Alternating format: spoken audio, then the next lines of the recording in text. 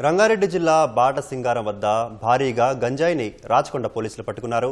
సుమారు 1000 కేజీల గంజాయిని తరలిస్తున్న వాహనాన్ని ఈగల్ టీంతో కలిసి స్వాధీనం చేసుకున్నారు. మరిన్ని వివరాలు మా ప్రతినిధి నాగార్జున అడిగి తెలుసుకుందాం. నాగార్జున, గంజాయి ఎక్కడి నుంచి ఎక్కడికి తరలిస్తున్నారు? ఇంకా స్వాధీనం చేసుకున్న ఆ గంజాయి విలువ ఎంత ఉండొచ్చు? ఈ స్వాధీనం చేసుకున్నటువంటి గంజాయి విలువ సుమారు 5 కోట్లు. ప్రస్తుతం అంటే తెలుగు రాష్ట్రాల్లో పూర్తి స్థాయిలో గంజాయిపై నిఘా పెట్టిన వేళ దీనికి గంజాయి బాగా డిమాండ్ పెరిగింది. ముఖ్యంగా ఇటు ఒరిస్సా నుంచి మహారాష్ట్ర వరకు దీన్ని తరలిస్తున్నారు. ఒక డీసీఎం వాహనంలో వాళ్ళు తరలిస్తున్నట్లుగా ఈగల్ టీం ప్రధానంగా గుర్తించింది. వాళ్ళని ముందస్తు సమాచారంతో ఈగల్ టీం అండ్ రాచకొండ పోలీసులు వాళ్ళపై సర్వేలెన్స్ పెట్టారు.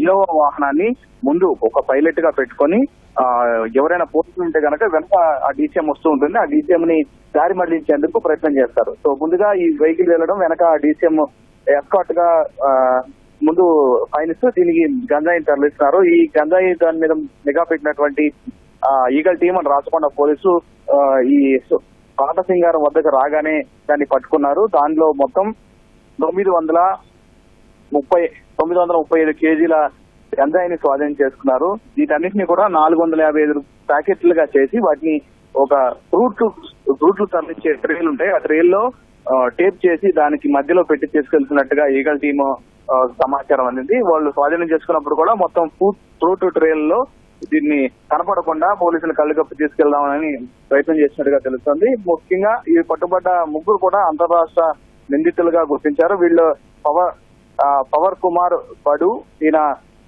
డ్రగ్ ట్రాఫికింగ్ లో చాలా కీలకంగా వ్యవహరిస్తున్నట్టుగా తెలుస్తుంది. మహారాష్ట్రలో ఇతనిపై కూడా మరొక కేసు కూడా ఉంది.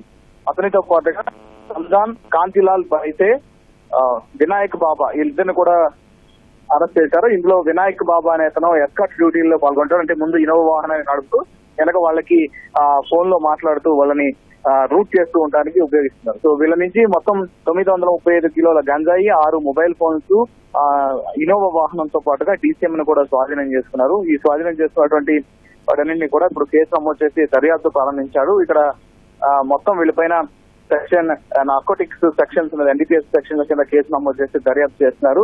సో రెగ్యులర్ గా ఇది ఒక ఈగల్ టీమ్ బ్రేక్ త్రూ ఉన్నది. ఈగల్ టీమ్ ఖమ్మంకి చెందినటువంటి ఈగల్ టీమ్ రెగ్యులర్ గా దీని మీద నిఘా పెట్టింది. విజయవాడ హైదరాబాద్ ప్రధాన రహదారిపై ఇది వస్తున్నట్లుగా గుర్తించి బాటసింగారం వద్దకు రాగానే వాళ్ళని పట్టుకున్నారు. రాచకొండ పోలీసుల సహాయం తీసుకుని వాళ్ళని పట్టుకున్నారు. వీటన్నింటినీ కూడా ప్రస్తుతం వాళ్ళని దర్యాప్తు చేస్తున్నారు. ఇంకా ఈ కేసులో ఎవరున్నారు, అక్కడ ఒరిస్సాలో సప్లయర్ తో పాటుగా ఎవరైతే మహారాష్ట్ర రిసీవ్ చేసుకోవడానికి ఉన్నారో వాళ్ళని పట్టుకునేందుకు ఇప్పుడు ఈగల్ టీం అండ్ రాచకొండ పోలీసులు ప్రయత్నం చేస్తున్నారు. ధన్యవాదాలు నాగార్జున.